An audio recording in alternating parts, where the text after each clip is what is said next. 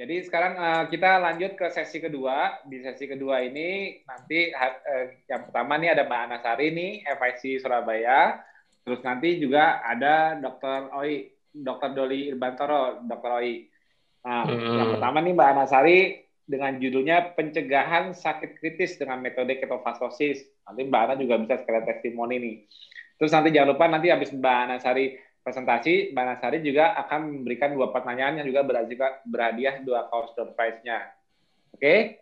Tanpa menunggu waktu karena sudah kepotong banyak, kita langsung lanjut ke Mbak Ana. Monggo Mbak Ana.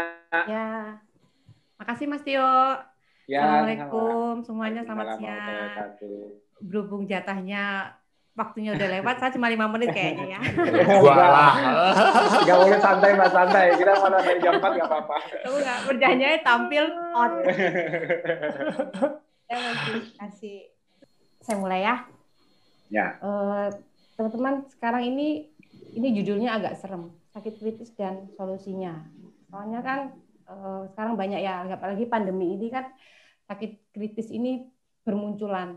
Namanya orang sakit kritis itu apa ya, kalau kita dengar sakit kritis kayak saya ini kebetulan menderita sakit kritis. Kalau dokter bilangnya kan sakit kritis itu bisa macam-macam, bisa dari kayak kanker, bisa dari jantung, itu salah satu dari sakit kritis. Sedangkan gara-gara COVID ini jadinya pemicu sakit kritis itu menjadi semakin banyak. Terus kalau udah terjadi sakit kritis itu apa sih langkah-langkahnya? Kayak saya dulu kalau pada saat divonis sakit, menderita sakit kritis ini bingung pertama kali, pasti yang nggak tahu apa yang mau dikerjakan, apa yang mau dilakukan, apa langkah berikutnya, pasti nggak ada kepikir apapun. Nah, sakit kritis itu ada 2. Di dalam sakit kritis itu ada yang sakit akut sama sakit kronis. Sakit akut itu sifatnya mendadak, seperti kayak jantung, serangan jantung itu mendadak. Dan kalau sakit kronis itu prosesnya lama. Jadi kayak kanker itu dia lama. Tapi sakit jantung itu mendadak, tapi menjelang dia kena serangan jantung, dia juga berprosesnya juga lama sampai dia menjadi serangan jantung. Kayak gini, pada saat kita divonis sakit kritis, kan banyak ya. Kebetulan saya ini bukan koordinator, menghandle grup di ketofastosis, grup kanker. Itu juga banyak Japrian, juga banyak ini.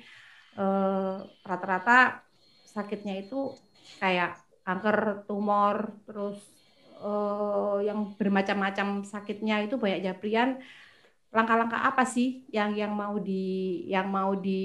dilakukan? Gimana cara ngilanginnya? Kan kita kalau sampai udah kena sakit itu gimana caranya kita secepat mungkin sakit itu hilang dari badan kita. Kayak saya dulu ya juga bingung. Apa yang saya lakukan? Gimana caranya kalau bisa sebulan atau hari ini sakit saya ini harus cepat hilang. Tapi karena sakit menjadi sakit itu tidak sehari 2 hari, tapi bertahun-tahun. Jadi kalau orang yang sudah divonis sakit, pertama kali langkahnya terima dulu sakitnya. Terima dulu sakitnya, damai dulu sama badan kita, bekerja sama dengan sakitnya. Jadi kita bersahabat sama sakitnya, jangan dilawan. Karena kalau dilawan sakitnya itu bukan yang tambah dia pergi, tapi dia semakin menyerang ke kita. Jadi kita yang semakin lemah. Itu langkah pertama. Bagi yang mendampingi orang yang sudah sakit, keluarga juga banyak kan, kalau Japrian curhatan ini gimana, ibunya gimana gini, kasih dia motivasi untuk sehat kembali. Jangan kasih beban, dia semakin stres, semakin apa, itu memperburuk dia untuk semakin sakit, semakin lemah. Itu langkah-langkah yang pertama. Kemudian untuk yang keluarga pendamping, sebisa mungkin hindari menjadi beban. Jadi dilihat situasi pasiennya jangan sampai dia stres yang berlebihan. Karena kalau orang sakit itu dia rata-rata, kalau pengalaman dari saya, gampang baperan, pertama, terus juga sensitif sekali. Yang kedua, emosinya tinggi. Terus juga apa yang disampaikan tuh belum tentu yang diterima sama si pasien ini benar. Padahal yang disampaikan dari keluarga itu betul, tapi kadang penerimaannya yang pasien ini belum tentu sama dengan yang dari yang menyampaikan. Jadi kalau menyampaikan itu harus lihat situasi, harus pelan-pelan kayak gitu. Itu langkah-langkah yang diambil pertama kali pada saat kita kena sakit ini, Mas.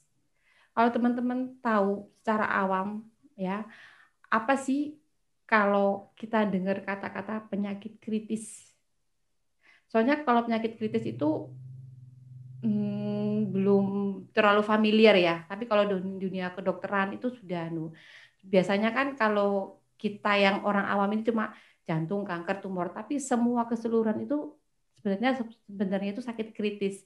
Sakit kritis itu ada banyak sekali, ada berapa? Ada 100 lebih mungkin kategori penyakit kritis. Nah, penyakit kritis itu biasanya orang yang kalau dikatakan sakit kritis, biasanya penyakit yang orang yang kenanya sudah mau mati. Biasanya kayak gitu. Oh, kamu kena kanker. Waduh, berarti mau mati ini sebentar lagi. Kayak gitu. Terus penyakit yang mengancam nyawa. Gitu. Waduh, umurnya nggak lama kayak saya dulu, ponis. Umurnya nggak lama, 6 bulan. Kalau nggak diobatin sekarang, dari yang kena, pasti nanti kira-kira 6 bulan selesai deh gitu. Saya kenanya itu tahun 2015. Jadi sekarang tahun kelima. Terus yang berikutnya penyakit yang menghabiskan banyak uang kayak seperti itu. Karena obatnya mahal kayak kemo, terus obat kayak mau jantung, pasang ring jantung itu biaya nggak sedikit dan pasti banyak sekali. Kemudian ini penyakit yang masuk ICU. Yang parah-parah biasanya masuk ICU. Udah berteman bersahabat sama rumah sakit. Jadi rumah kedua rumah sakitnya itu biasanya bolak-balik gitu. Terus yang terakhir yang paling bawah apa Mas Bobi, kelihatan ya? Penyakit yang sudah parah. Oh, penyakitnya sudah parah. Ya. Nggak kelihatan. Biasanya kalau sakit kritis itu biasanya bawaannya ya memang udah parah-parah semua kan kayak gitu ya. Jadi orang awam kalau dinanyakan kamu kena sakit kritis, pasti yang di dalam pikiran kita, apalagi kayak divonis si A kena sakit kritis, pasti jawabannya, aduh saya mau mati nih Mbak Ana, aduh saya ini gimana nih gitu kan gitu, aduh biaya obatnya mahal sekali ini, pasti itu udah jawaban kayak gitu tuh sudah nggak sekali dua kali, udah banyak sekali. Nah ini jangan sampai ya kita udah yang menderita sakit kritis semakin parah, nanti kita bolak-balik ke rumah sakit itu sudah banyak terjadi. Nah ini serangan jantung, stroke, kanker itu penyakit kritis pembunuh utama di dunia. Jadi paling banyak dan kita harus sadar diri, hati-hati. Kalau yang sudah kena jangan sampai parah, dicegah.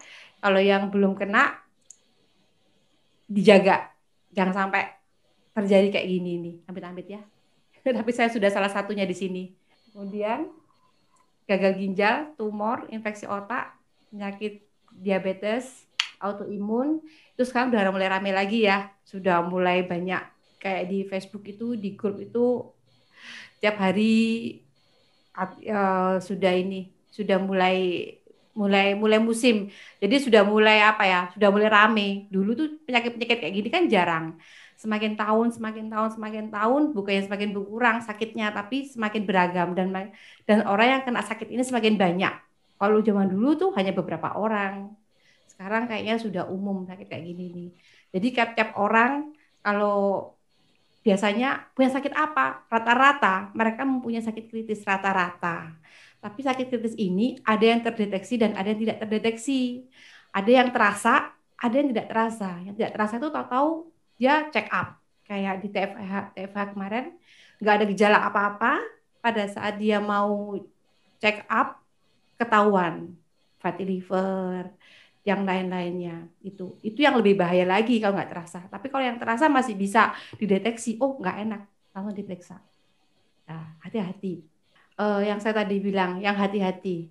Kenapa orang zaman sekarang kan karena makannya banyak, jadi rata-rata kan ibu dulu itu gemuk itu seksi, gemuk itu sehat, ya kan?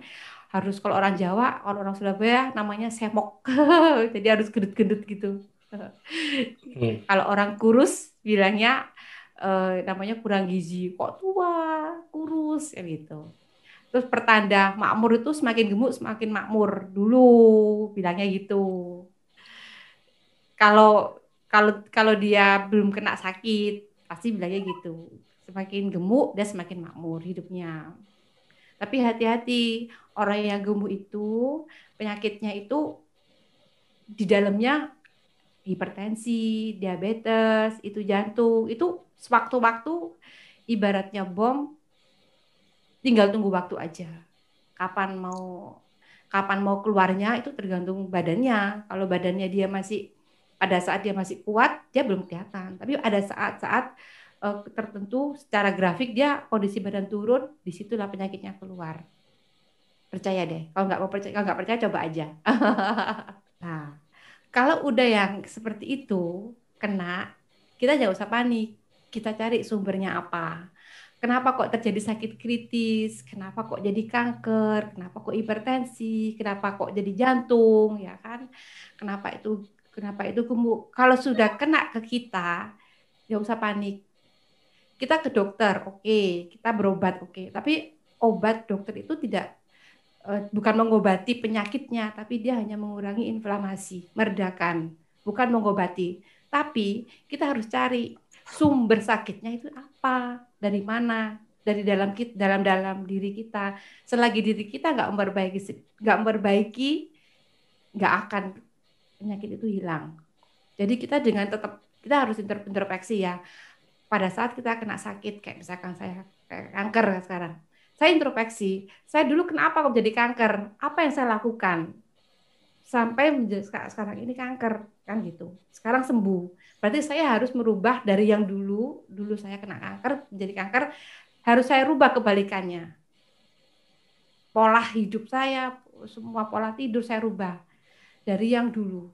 Akhirnya dari yang kanker menjadi sembuh. Tuh. Itu yang harus introspeksi. Dan harus bukan kita mencari alternatif yang lain. Alternatif lain itu misalnya minum ini, minum itu oke, itu meredakan semuanya. Tapi sumbernya dari mana? Dari badan kita. Selagi kita nggak berubah, ya tidak akan perubahan. Misalkan minum obat panasnya berhenti. Habis gitu obatnya hilang, panas tumbuh lagi karena dengan pola yang sama. Itu salah satu contoh simpelnya aja. Sedangkan untuk sakit kritis, itu sakit kronis. Dan itu kronis itu bertahun-tahun terjadinya. Prosesnya itu lama sekali. Tidak hanya setahun, 2 tahun. Itu lama. Jadi karena kebiasaan lifestyle kita yang tidak benar. Itu. Nah, ini sumbernya. Sumber masalahnya. Dari kita ini, manusia modern itu sekarang ini serba instan. Serba cepat. Terus nggak mau repot. Jadi semua pilihan banyak. Kayak tadi yang kita bazar aja pilihan segitu banyak. Itu non karbo. Apalagi yang karbo. Tinggal kebayang aja, mimpi aja dapat nggak lama. Nah, tinggal kita pilih. Dan itu terjadi berapa? Bertahun-tahun, nggak sekali 2 kali. Mulai pagi sampai malam kita masih bisa ngunyah. Jenisnya beragam, kita mau nyoba A, B sampai Z, balik ke A lagi bisa. Dan inilah manusia modern dengan pola hidup yang seperti ini, yang akibatnya sedikit demi sedikit menjadikan proses jadi badan kita menjadi lemah karena dari ini sumber masalahnya itu. Dan ini harus caranya gimana untuk kita ngurangi ini? Pasti kan ada polanya. Dengan sakit kritis itu ada berbagai macam ya. Dari virus dari luar bisa. Dari turunan itu bisa. Yang ketiga dari lifestyle, pola hidup. Kalau dari virus di luar kita nggak bisa mencegah. Di luar tuh banyak sekali virus yang setiap saat masuk ke badan kita. Yang kedua, kalau keturunan kita nggak bisa merubah. Nah, berubah takdir. Oh, kita ada keturunan kanker. Oh, ada keturunan sakit ini. Ada keturunan diabetes. Kita nggak bisa nolak. Udah keturunan, mau gimana lagi? Yang ketiga, lifestyle, pola hidup itu yang bisa kita rubah. Jadi yang dua itu kita sudah terima, tapi selagi kita masih bisa merubah yang ketiga, pola hidupnya, cobalah dirubah daripada tidak sama sekali. Dan itu harus berubah, kalau enggak, ya gitu lagi. Nanti suatu saat akan terjadi penyakit kritis. Makanan tadi yang kita makan sebanyak tadi itu, yang kita makan tiap hari sebelumnya, yang saat-saat ini kebanyakan orang itu yang kita makan itu kan semuanya jadi karbohidrat. Gula itu belum tentu karbohidrat, tapi karbohidrat itu gula pasti. Kebalik ya, karbohidrat itu gula itu belum tentu karbohidrat. Kalau karbohidrat itu ada pati, juga ada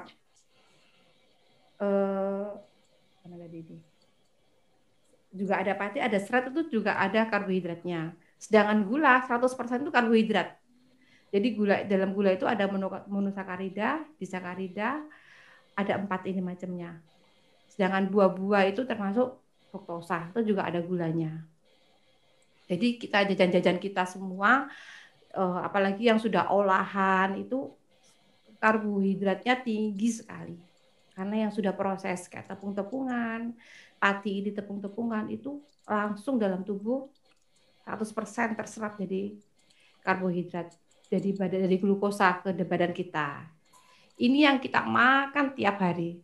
Sedangkan di badan kita kalau karbohidratnya berlebih pasti akan disimpan sama tubuh. Karena tubuh kan dia hanya makainya seperlunya. Sedangkan kalau kita ngasihnya kebanyakan, sisanya kemana? Sama tubuh disimpan. Simpannya kemana? Ya di mana-mana, di cadangan lemak. Kalau cadangan lemaknya sudah stop, kemana? Jadi ke sel-sel, ke otot-otot, di mana dia sekiranya karbohidrat itu bisa nyimpen kayak di sel-selnya jantung, di sel-selnya yang di mana, kayak misalnya di tempatnya sel-selnya payudara, ya terserah badannya kita aja dia mau nyimpen di mana. Nah, kalau itu numpuk tambah lama, itu menjadi cikal bakal dari penyakit kritis. Nah, tadi karena kita terlalu banyak over karbohidrat menjadikan badan kita jadi hiperinsulin.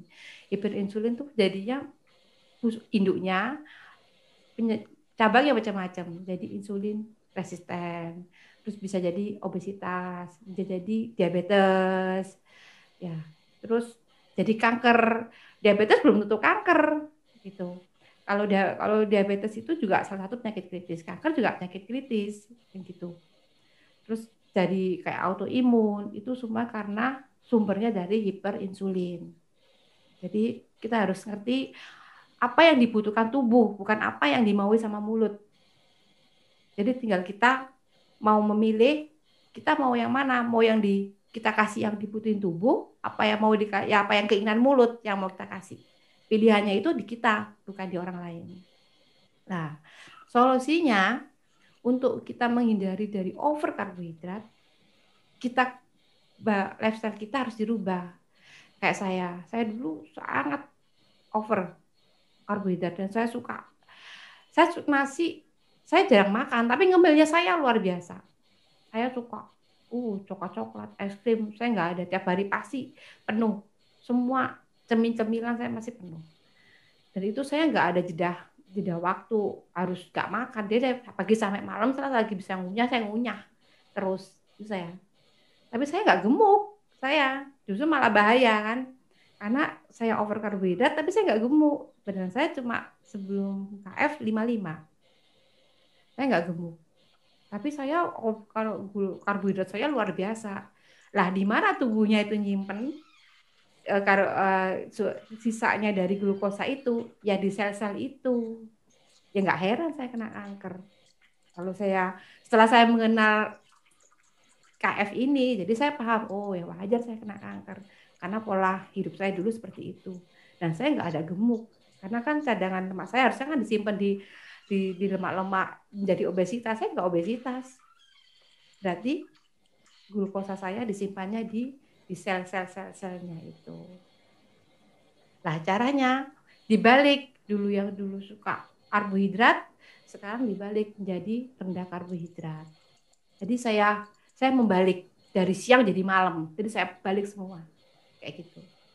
Ini kayak lingkar perutnya juga dulu saya kurus tapi perutnya buncit. Jadi lebih 80. Sekarang sudah enggak, udah cantik. Jadi kita dulu pakai energi glukosa, sekarang kita badan kita diketosiskan, pakai energinya keton. Ini pembatasan dari makan tadi, salah satunya yaitu dengan puasa. Supaya saya nggak makan terus-terusan, supaya saya nggak ngemil terus-terusan, saya lebih baik puasa. Nah, puasa ini salah satu dari manfaat puasa itu tidak selalu makan, sel-sel yang anabolik jadi katabolik sel-selnya, terus cadangan lemaknya karena puasa, cadangan lemak dalam tubuh itu dipakai lagi sebagai energi. Kemudian efisiensi kerja organnya dengan kita puasa, organ-organ kita bisa memperbaiki. Jadi dia nggak capek kerja terus, dia kasih istirahat badan kita dengan puasa ini. Jadi dia yang paling lama itu mengolahnya itu kalau nggak salah di lambung, di kolon ya. Energi yang paling besar dibutuhkan tuh di sana. Dengan kita puasa, kita berhenti sejenak kerja di kolon dan lambung, badan kita bisa memperbaiki tempat-tempat lain yang perlu diperbaiki. Jadi energinya bisa dikasihkan ke badan-badan yang lain. Dengan terjadinya itu akan terjadi proses autofagi. Autofagi itu jadi sel-selnya yang rusak akan diganti menjadi sel-sel baru. Itulah kenapa kayak kanker, kayak sel-sel yang rusak itu kayak saya, alhamdulillah saya tidak medis. Jadi saya hanya KF dan ada beberapa yang saya lakukan juga yang tidak bertentangan dengan ketosis saya. Jadi saya murni dari awal sampai sekarang. Yang sudah 5 tahun ini. Sudah dinyatakan sudah sembuh. Jadi saya setiap tahun pasti periksa ke onkologi dan setiap tahun saya pasti kirim di grup Facebook ya, testimoni saya masih menceritakan hasil tahun ini bagaimana hasilnya dan semua dinyatakan baik dan itu kankernya kembali sempurna. Jadi tidak ada bekas kayak kanker dan dokter pun bilang hasil biopsinya mungkin dulu keliru gitu. Jadi karena saya selnya itu karsinoma. Jadi saya dulu pernah nyatain kan saya tidak kanker. Ini enggak apa-apa, ini bagus. Tapi kalau lihat dari biopsi kok saya dinyatakan karsinoma kanker. Ya mungkin keliru mungkin ya. Karena enggak ada jawaban gitu. Saya juga pada saat ditanya dokter, "Ini kenapa kok saya kayak gini?" Saya juga enggak kasih jawaban. Saya juga heran kenapa ya. Saya cuma bilang pola makan saya rubah dan saya tidak mengurangi karbohidrat. Saya enggak bilang itu, enggak bilang cuma saya mengurangi karbohidrat. Itu yang saya lakukan.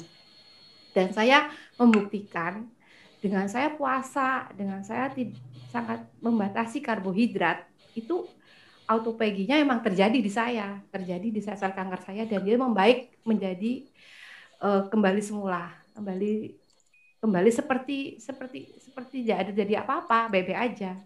Dan saya kalau check up itu kan dari seluruhnya, dari atas sampai bawah, total. Karena kita ke rumah sakit bukan hanya pada saat kita sakit ya, tapi kita sebenarnya ke rumah sakit itu harusnya kondisi pada saat sehat, kita ngecek badan kita, parameternya kenapa, ini gimana, ini baik atau enggak. Kalau memang agak sakit, ya udah kita nggak usah kaget, kita atasi yang sakit itu. Lanjutnya nanti diperiksa lagi. Jadi kalau nggak ada pemeriksaan dokter, cuma dikira-kira, cuma asumsi aja, kita nggak bisa. Tambah stres nanti. Lebih ke dokter, sakitnya apa? Dulu saya sempat metastase sebenarnya. Metastase, tapi alhamdulillah ternyata ya dia tanpa saya sadari dia kembali normal, baik.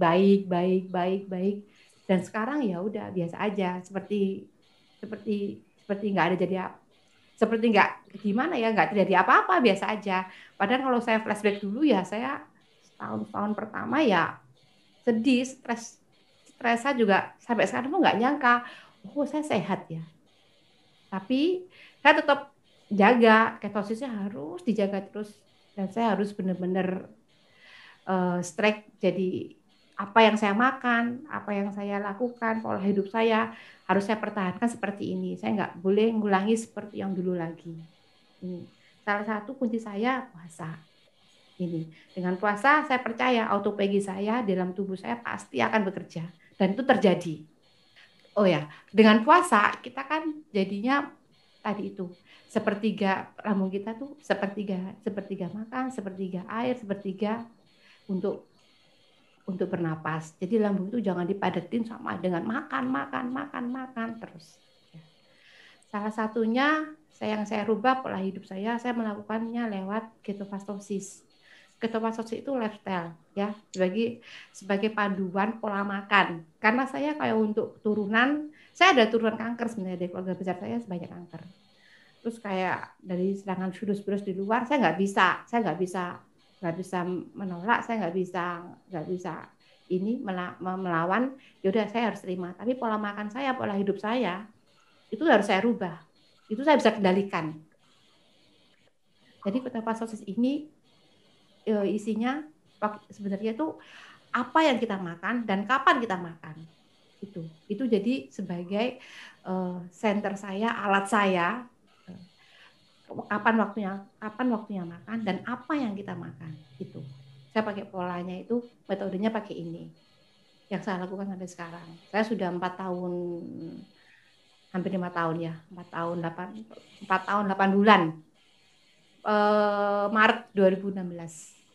Nah, dalam protokol di ketofastosis itu ada protokolnya. Jadi kita harus belajar dulu, pahami dulu ilmunya, jangan sekedar katanya orang, jangan sekedar ikut-ikutan orang itu sembuh, tapi kita kok nggak sembuh, nanti kita jadi baper sendiri.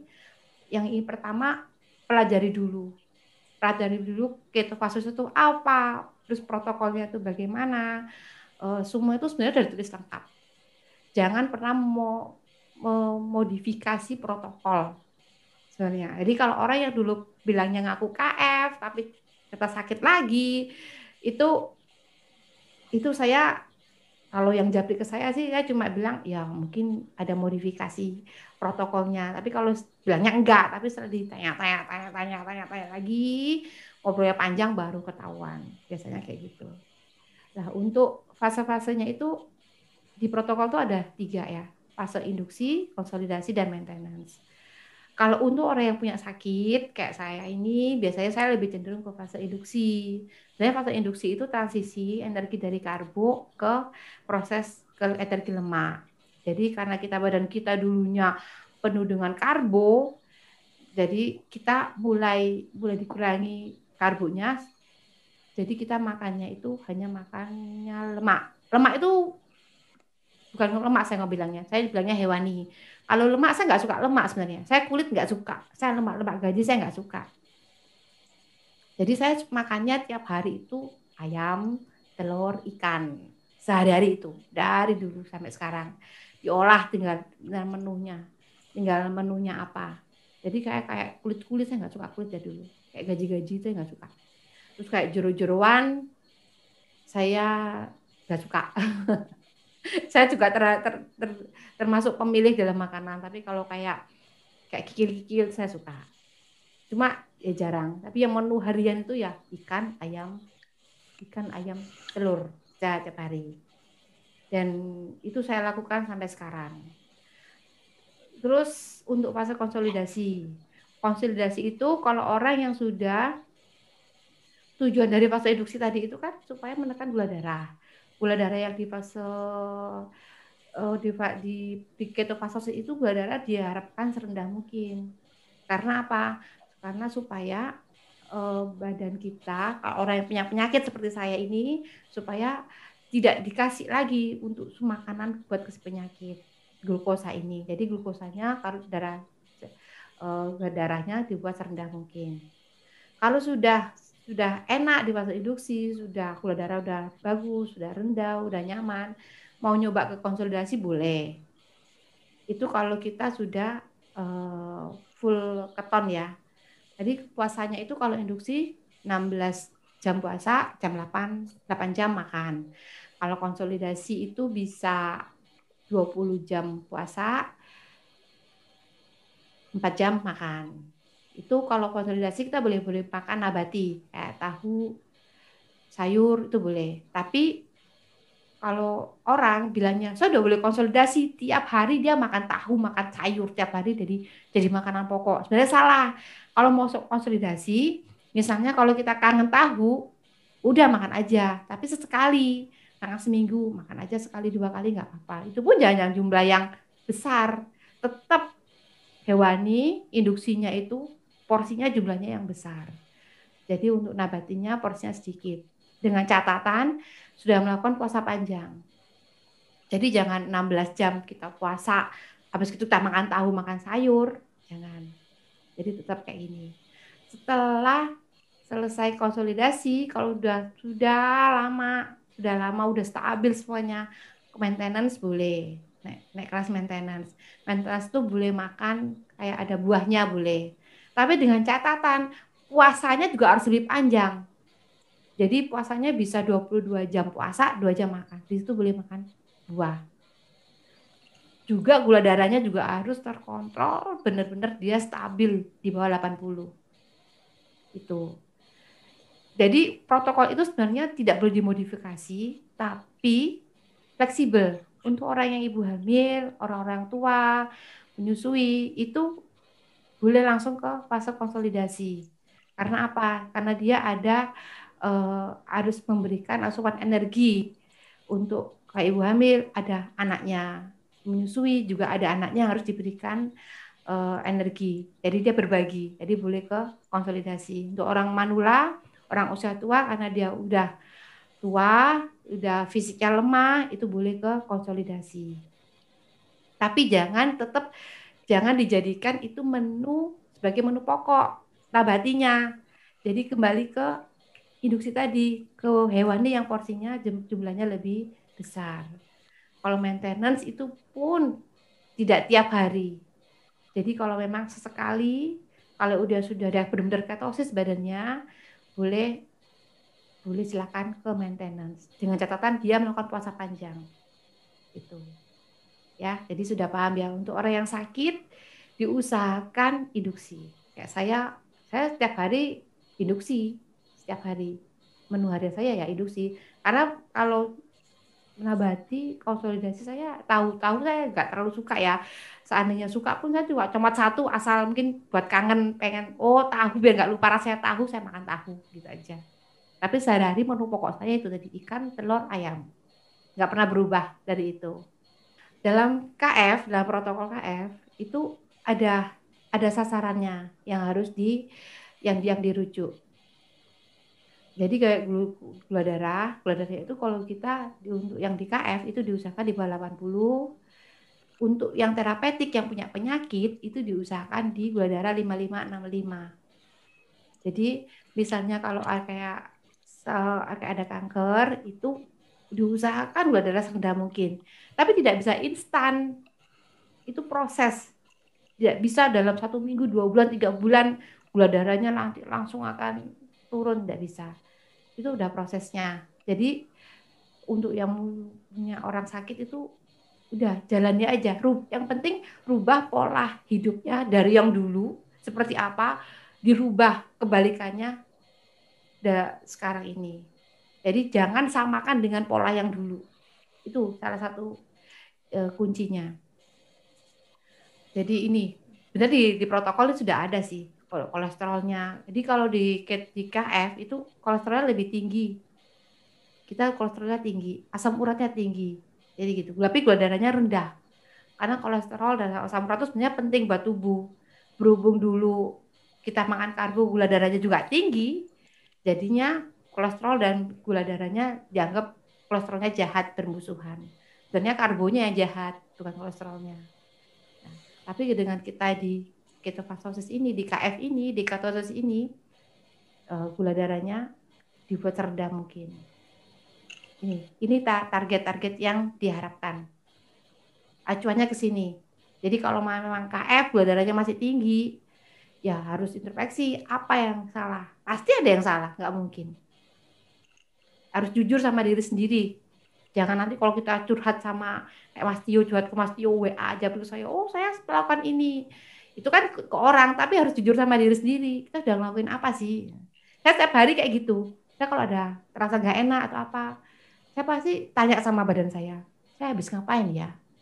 Oh, saya habis ngelakuin apa ya? Saya makan apa ya? Kayak gitu. Saya ada pikiran apa ya? Ada beban apa? Saya pasti kayak gitu tiap hari.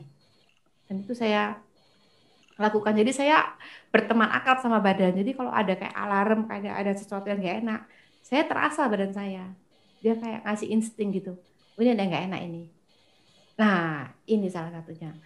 Selain kita sudah jaga pola makan kita, tidak rendah karbohidrat, nah kita juga harus lihat 5 pilarnya ya, harus seimbang. Jadi kita kayak dengan puasa sudah. Saya makan rendah karbohidrat, saya sudah. Saya aktivitas sudah. Stres saya gimana? Tidur saya gimana? Kan gitu. Kalau 5 pilar tidak seimbang, saya nggak jamin itu akan berhasil. Nggak tahu. Karena orang itu juga ini. Ada yang melakukan pola hidup KF ini, ada yang cepat sembuh, ada yang lama sembuhnya.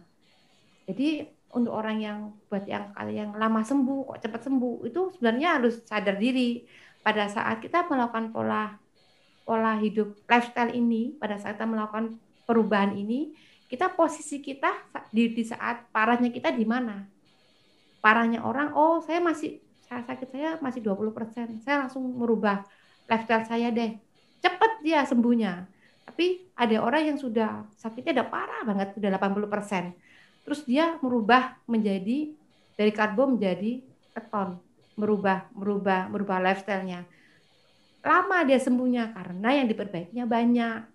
Persentase dia masuk terjun awalnya itu berbeda dari sama yang teman sebelahnya. Jadi nggak boleh baper. Oh, orang ini sembuh, saya kok nggak sembuh ya. Nah, kita harus itu lagi jujur sama badan kita. Oh iya ya, kemarin maksudnya itu udah parah.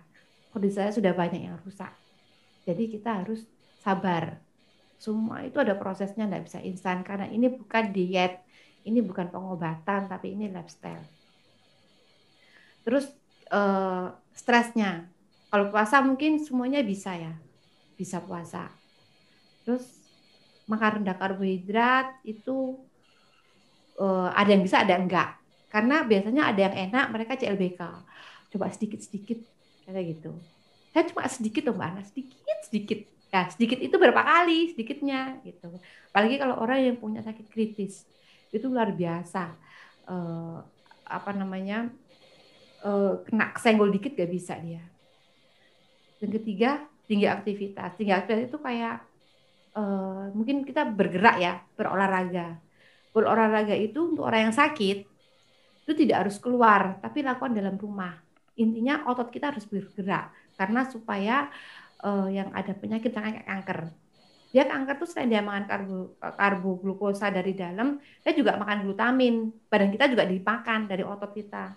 Jadi otot kita harus digerakkan supaya glutaminnya itu nggak diambil sama sel-sel kanker ini, tapi otot kita yang ngambil duluan. Caranya kalau orang yang misalnya yang udah lemah gitu, apa aja deh yang bisa dia buat gerak. Untuk pendamping dikasih, misalnya dia kayak ini, kayak kasih air minum di botol gitu, tangannya digerakin. Kalau misalkan dia badan yang ke atas dia lemah, kakinya dia bisa untuk bergerak, kakinya digerakkan. Intinya dia harus bergerak, kayak gitu. Jadi dia harus melakukan aktivitas. Misalkan kalau dia enak ya bergerak, kalau capek dibuat tidur, dibuat istirahat. Jadi jangan dipaksakan. Intinya jangan memaksakan sesuatu. Jadi kita harus ngerti sama tubuh kita, karena tubuh kita sama tubuh orang lain nggak sama. Tubuh orang lain itu kekuatannya 10, kita cuma 5. Ya sudah, kita sadar diri di 5 ini. Gitu. Terus stresnya nggak boleh tinggi. Saya paham kalau orang sakit itu pasti stresnya tinggi kayak saya. Ciri-ciri orang sakit itu biasanya emosinya nggak terkendali. Terus dia sensitif banget, dia gampang marah. Pemikirnya luar biasa. Harusnya enggak, dia nggak usah dipikir, tapi kalau orang yang punya sakit kritis, itu mikirnya sampai berlipat-lipat dan berhari-hari, berbulan-bulan biasanya. Kalau orang Jawa bilangnya mendem jero, simpen dalam hati gitu. Harusnya tuh sesuatu yang nggak perlu dipikirkan, tapi kalau orang sakit dia yang mikir gitu. Kita nggak bisa ini, nggak bisa, tidak bisa pendamping biasanya nggak sabar. Iya itu semuanya semua dipikir, tapi memang secara psikis orang yang menderita sakit memang begitu gitu. Kita harus pendamping harus maklum, dan orang yang sakit harus berjuang, jangan dilakukan itu. Harus bisa keluar dari kondisi itu.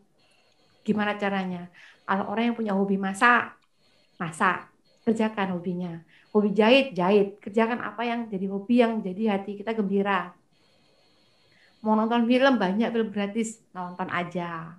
Jadi apa yang kita jadi hobi, kesukaan, kesenangan, lakukan dengan happy. Jadi kita nggak terlalu mikir sakit tuh biarkan, udah masuk dalam tubuh kita, udah terjadi, ya biarkan dulu, biarin sakit itu, kita berdamai sama sakitnya, tapi kita lakukan, jangan dikasih makan sakitnya, kita kurangi sedikit gitu.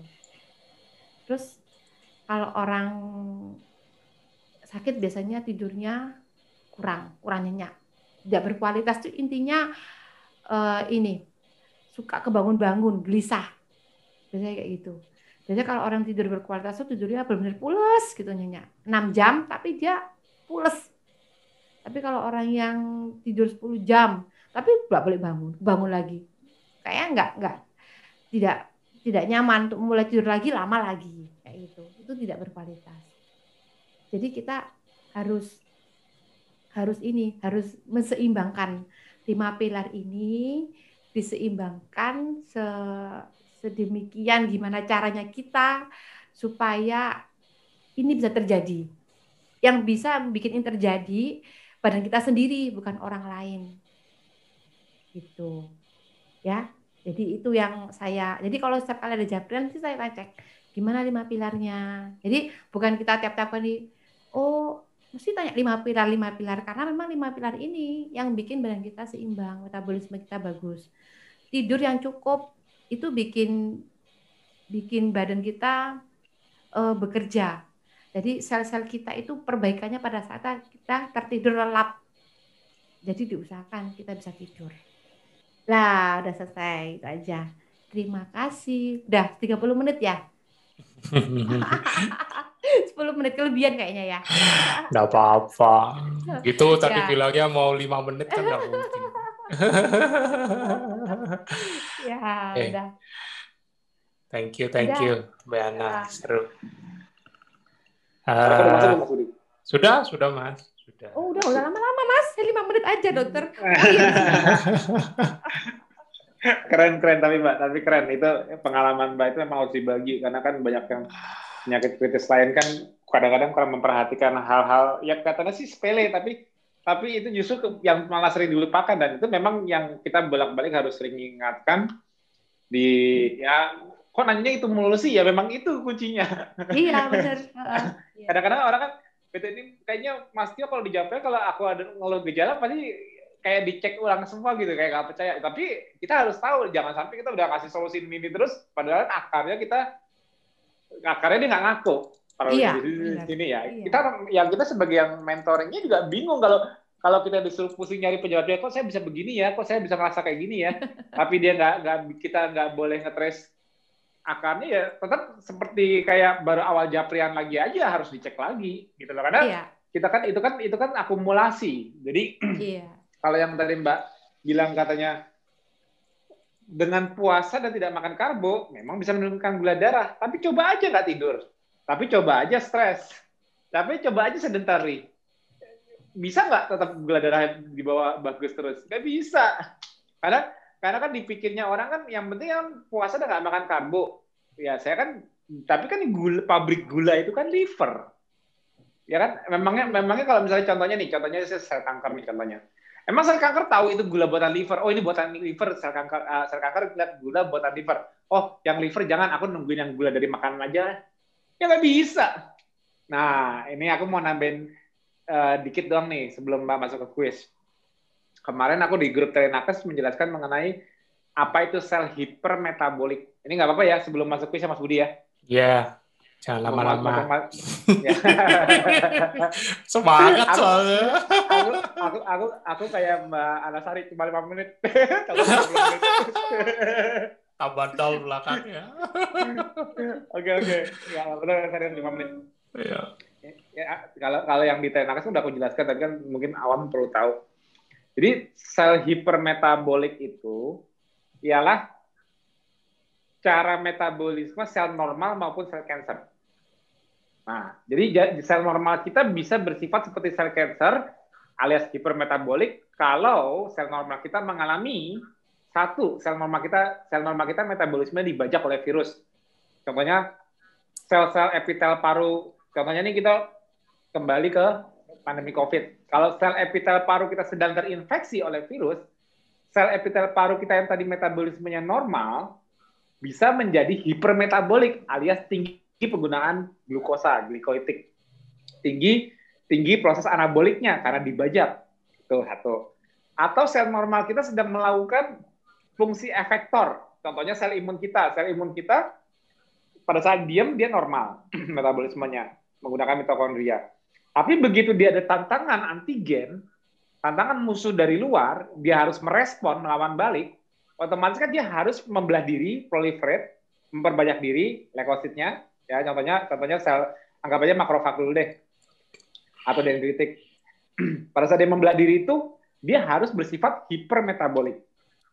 Dan bagi sel yang harus mensekresikan tanda bahaya, alat dia mensintesis protein sebagai signalnya, yaitu contohnya sitokin, dia berarti kan harus bersifat anabolik karena dia harus produce. Karena bakal digunakan sebagai signaling seluruh tubuh. Sel tersebut walaupun normal, tapi ada masanya dia bersifat hipermetabolik.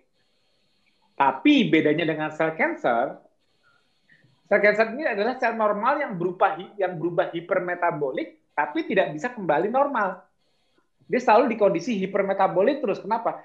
Karena yang dibilang kanker itu artinya dia membelah tanpa aturan. Menekan ke segala arah.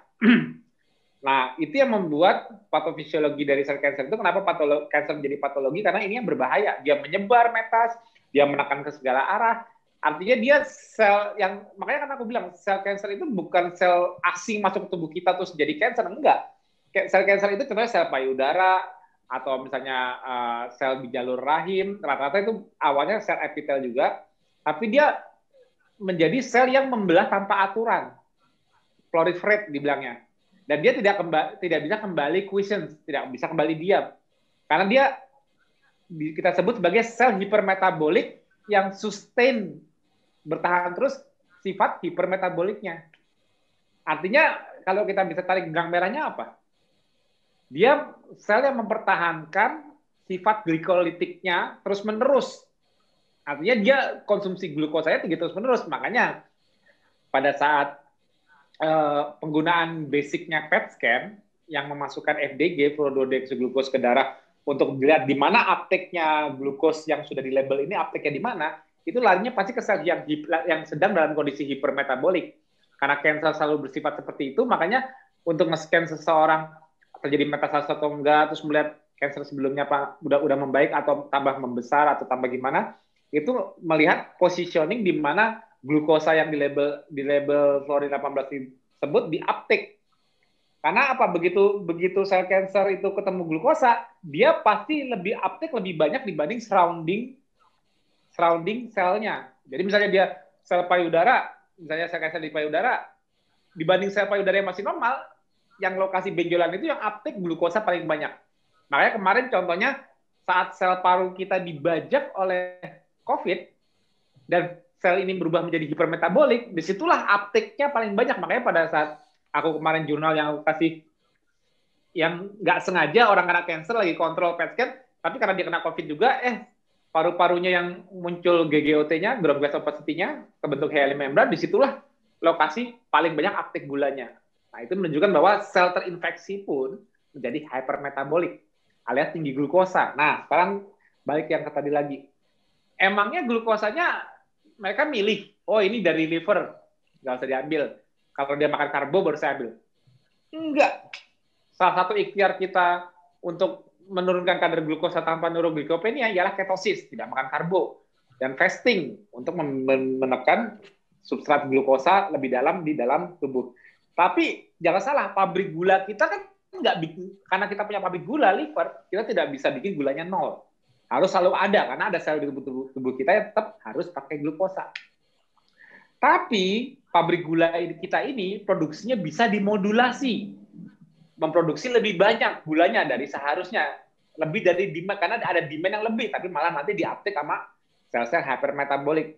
Cara memodulasi liver membuat gula lebih gimana? Stres. Stres itu ialah demand energi. Stresnya contohnya seperti apa ya? Aku bilang tadi, nggak usah tidur, stres di tubuh akan meningkat. Atau kita stres pikiran, itu juga ngaruh. Karena dua-duanya membuat koordinasi HPA axis, hypothalamus pituitary gland dan adrenal kita terkoordinasi untuk mensekresikan glukokortikoid, yaitu kortisol, itu yang memodulasi rate gluconeogenesis atau produksi glukosa di liver menjadi lebih tinggi. Ini yang kenapa kita tuh mantaunya di 5 pilar. Karena kalau ada gangguan tiba-tiba GDP-nya naik apa-apa, walaupun udah merasa ketat gak makan karbo, puasanya udah bagus, tapi kita ada gangguan di sisi lainnya, itu yang harus diperhatikan. Itu yang dimaksud kenapa bolak-balik aku maupun Mbak Ana berasa mentorin, nanya lagi faktornya apa gitu loh. Dikontrol nggak gula darahnya? Ini untuk yang penyakit klinis, utama cancer ya, atau autoimun. Pokoknya yang ini yang diceritakan Mbak Ana tadi itu penting kalau di tubuh kita ada sel-sel hipermetabolik. Karena kita mau menseleksi sel-sel tersebut supaya terseleksi secara alami bahwa yang normal bisa switch, yang normal bisa kalem, yang hipermetabolik tersingkir, terseleksi, terpressure. Nah itu jeleknya sel hipermetabolik, mau tadinya itu sel normal yang sedang merespon musuh, mau yang tadi itu sel normal yang terinfeksi, ataupun sel cancer, sama-sama dia upregulate, bahasa Indonesia apa Mas? Upregulate. Meningkatkan ekspresi GLUT1. Itu yang aku jelaskan kemarin ke nakes. GLUT1, bukan gelut. GLUT1, glucose transporter 1. Nah, glucose transporter 1 ini sangat efisien, cuman dengan apa? Kalau konsentrasi di permukaan lebih tinggi dibanding di bawah, dia gampang masuk. Tidak perlu pakai reseptor insulin untuk uptake glukosnya. Itu jeleknya GLUT1. Jadi GLUT1 itu sangat didukung oleh kemunculan inflamasi. Kenapa? Inflamasi dibutuhkan untuk meningkatkan jumlah glukosa di peredaran darah. Makanya disebutnya kalau orang sedang inflamasi, gula darah naik, itu disebutnya namanya stres hiperglikemia. Gula darah yang naik bukan karena makan karbo, tapi karena tubuhnya sedang stres karena inflamasi. Dan ini yang bakal dimanfaatkan oleh sel hipermetabolik. Kalau sel imun memicu inflamasi, meminta gula, ya karena dia butuh gulanya untuk merespon. Ya kan? Nah, tapi kalau sel cancer yang memicu inflamasi, ya akhirnya sel cancer memakai glukosanya untuk proliferasinya dia, untuk dia membelah diri. Nah, itu jeleknya. Makanya kita harus fight dengan pemicu stres hiperglikemianya itu. Itu rahasianya. Nah, itu yang harus benar-benar harus dijaga supaya itu bisa terkontrol. Makanya yang dipesanin sama Mbak Ara tadi itu udah benar semua. Kalau pokoknya ini, aku selalu bilang, kalau udah tervonis punya cancer alias sudah tervonis punya sel hipermetabolik di dalam tubuh dan sudah jelas banget kalau glukosa bakal lari ke situ. Sudah jelas banget. Kalau ada yang masih nentang, suruh ke radiologi, suruh minta tes PET scan, lihat gulanya lari kemana? Ke sel hipermetabolik ada di tubuh nggak? Kalau iya ya udah, kenapa maksa? Masih pengen makan kayak Mbak Ana tadi bilang, ngicip ini, ngicip itu, cuma hanya untuk kepuasan batin, tapi langsung inget dong, oh di tubuh gua ada sel hipermetabolik yang lagi aku lawan. Hipermetabolik artinya tinggi glikolitik. Glikolitik artinya tinggi uptake glukosa via GLUT1-nya. Ingat. Nah, otomatis kenapa ya gue bela-belain cuma karena gue ngiler? Nah, itu ada pesan-pesan awalnya cuma sedikit doang kok. Ya mungkin memang nggak pengaruh awalnya. Tapi mengalah itu membuat kita lemah. akhirnya kita malah lemah terus-menerus. Akhirnya gagal. Atau kita merasa santai karena kita sudah merasa sehat. Jadi aku bilang, kenapa Mbak Ana itu mudah melakukan fasting on ketosis? Artinya mudah keluar masuk fasting, jendela puasa, masuk jendela makan. Jadi gaya hidup harian lagi, udah merubah pola hidup. Mbak Anasari karena nggak dipersulit oleh fisiologinya. Kalau dulu kita belum KF, mungkin Mbak Anasari kalau suruh melakukan makannya cuma di jendela makan tertentu, mungkin teriak-teriak, pusing, keliengan, gemeter. Dan sekarang udah ketosis ya tujuannya itu mempermudah kita keluar masuk dari fasting and feeding cycle. Artinya apa? Metabolic flexibility kita, fleksibilitas metabolisme kita meningkat. Nah, sudah dikasih support seperti itu, support fisiologi ya. Jadi kita udah nggak lapar secara fisiologi, walaupun kita masih lapar mata. Masa kalah sama lapar mata? Ingat dong, kita punya sel hipermetabolik di tubuh kita. Itu yang harus kita fight. Nah, dengan Mbak Ana berikhtiar menjaga polanya tadi itu 5 pilar dan 5 pilar ini, karena Mbak Ana pasti udah ngerti faktorialnya ternyata untuk makanan sel hipermetabolik faktorialnya ternyata nggak cuma makanan doang. Kalau aku stresnya tinggi ya aku sama aja nyuapin sel hipermetabolikku via liverku. Bedanya substratnya bisa dari gliserol, bisa juga dari ototku, dirontokin kalau inflamasi nggak turun-turun. Nah, karena pengertiannya udah dalam, jadi tahu Mbak Ana dengerin badannya. Ada yang nggak enak, koreksi diri dulu sendiri. Aku salah apa tadi ya? Makanan, udah oke. Oh, aku memang lagi banyak pikiran kemarin. Oh, aku tidurnya semalam nggak bagus. Nah, gitu. Nah, kebanyakan aku yakin Mbak Ana pasti sebetulnya pada saat menerima mentoring, pada saat orang nanya ke Mbak Ana tugasnya jadi kalau nggak salah cuman kayak ngecek ulang, akhirnya ngingetin dia sendiri yang japri, benar nggak Mbak? Iya. Akhirnya kadang-kadang kita cuma dijadikan alat untuk mengingatkan mereka. Sebetulnya mereka mungkin tahu tapi nggak ngeh. Tapi pas ngomong sama kita, oh iya jadi ingat lagi. Oh iya gitu. Nah tapi alangkah bagusnya kayak aku dan Mbak Ana kan bukan orang yang siap 24 jam.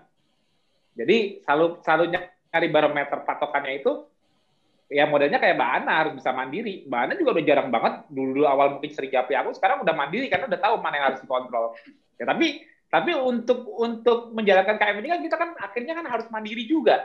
Walaupun kita tetap bisa ngobrol di komunitas apa-apa, tapi untuk kesehatan diri sendiri kita akhirnya harus mandiri, harus ngerti benar-benar, harus nyari ilmunya supaya kita paham dan kita bisa jaga badan kita sendiri, tahu mendengarkan. Jadi seperti Mbak Ana bilang tadi, ya fungsi sakit diciptakan nama Allah yaitu sakit alias ingat. Nah kalau kita sakit, tujuan utamanya ialah mengingat. Salahnya di mana ya kok sakitnya terasa lagi?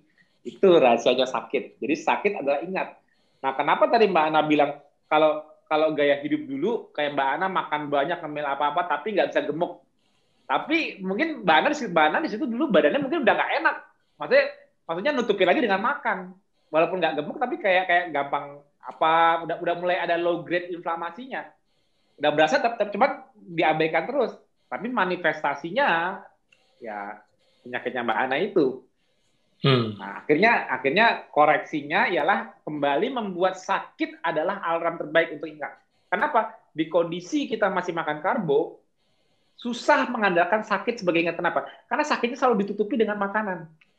Alarm kita disfungsional. Ya makanya sekarang banyak orang metabolic syndrome, seperti Mbak Ana bilang tadi, kronik, tapi kronik itu merupakan akumulasi dari sakit-sakit yang ditutupin, nggak kerasa terus. Begitu sakitnya udah nggak bisa ditutupin lagi, itu sudah ditemukan dalam kondisi chronic disease.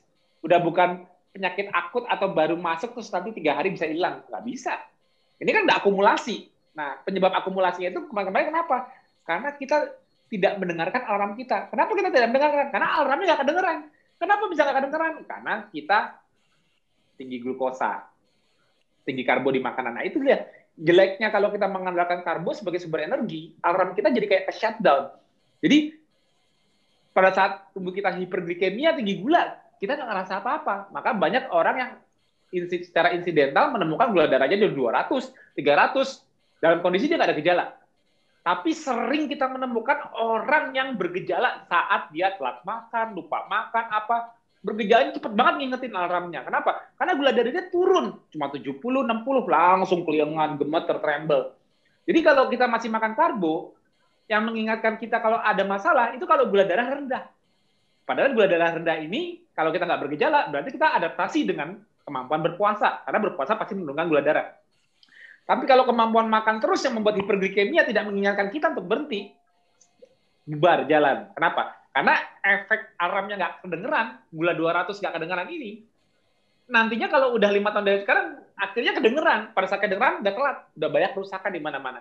Karena apa? Sering terjadi angka 200 ini tanpa gejala. Nah, makanya lebih mau diingatkan saat gula darah tinggi apa gula darah rendah? Lebih mau diingatkan pada saat kebanyakan makan apa karena telat makan? Mau diingatkan di mana? Tubuhnya mau disetting di mana nih alarmnya? Karena kalau kita mau mencegah suatu kekronisan, mencegah suatu degeneratif, proses degeneratif tubuh kita terjadi, yang aku ingatkan ialah bikin tubuhmu ngeset alarmnya di posisi hiperglikemia. Kamu cheating, alarmnya bunyi, biarin aja. Kan lompat gula darahnya, wajar dong kalau bunyi. Tapi kan kamu diingatkan alarmnya. Daripada kamu telat makan, udah diingetin, aduh akhirnya makan lagi. Makanya pilih di mana? Settingan zaman modern, ya seperti itu. Kalau zaman dulu, saat orang masih cari makan, kalau gula darah rendah membuat mereka bergejala, mereka nggak bisa cari makan. Sedangkan makan harus cari dulu. Kalau sekarang, untuk menstopkan orang makan, gejalanya nggak muncul, tapi mengingatkan orang untuk segera makan, muncul terus gejalanya. Makanya, orang setelah KF, settingan alarmnya, sakit sebagai ingatnya, itu disetting di posisi hiperglikemia. Saat kita terlalu kelebihan makan, saat kita stresnya berlebihan, contohnya dari pikiran, contohnya kita kurang tidur, dibunyiin alarmnya. Kalau dulu, mau makan kebanyakan hiperglikemia, mau kurang tidur, tambahin minuman suplemen apa supaya tetap bisa melek, kafein dibanyakin, masih kuat terus, dipaksa-paksa tahan, gak ada gejala.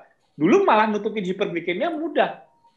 Tapi sekarang hiperglikemia nggak bisa ditutupin, alarmnya dibunyiin. Kenapa? Karena tubuh sudah sensitif dengan kondisi hiperglikemia atau stres berlebih atau stres hiperglikemia. Tubuh dibuat sensitif di situ. Tujuannya apa?